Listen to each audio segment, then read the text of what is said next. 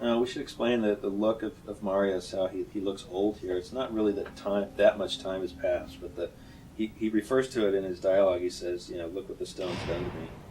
And the idea was that keeping the stone the whole time, it sort of sucked the life out of it. It's a supernatural thing. Humans are not prepared to hold it.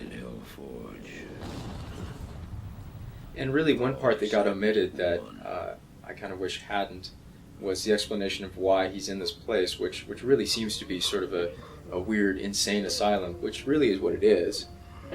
And the idea was that he went crazy, basically, finally, after all this stuff happened and after all he'd seen, and he was wandering around screaming and yelling about all these crazy things that he had seen, and finally they just took him and threw him in this place.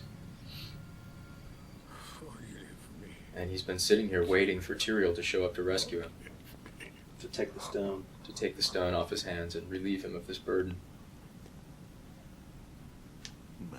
And one thing that maybe we didn't mention is that in his dementia, he believes that this visitor is Tyrael. Yeah, one of the problems is all these characters are, they're all wearing cloaks. So you have a lot of guys wearing cloaks. It's tough sometimes to try and differentiate between them. This is finally over, Tyrael. Look. We were playing a lot here with lighting. As you can see, lots of foggy volume effects, and there are little pieces of dust floating around in the air, which is something we took from actually the video that we shot. We realized that in all these shots there's pieces of dust floating around, and it looks cool, so we threw it in there.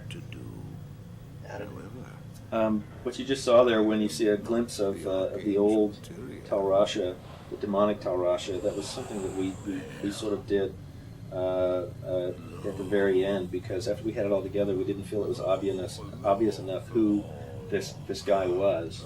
So we wanted to make sure that people understood it was Tal Rasha in a different form. And backing up slightly there, that last bit where Marius is freaking out and kind of moaning about why me and all that, that's something that really was driven by Frank Gorshin's performance, because he just read the lines that way. He just went for it, and so the animators listened to that and thought, we got to have this guy just go completely nuts. And so the read really drove the character, and it was pretty cool that way. These last two shots are good examples of how far we went with layering. I think those last two shots have at least 35 or more layers with all the fire and light effects and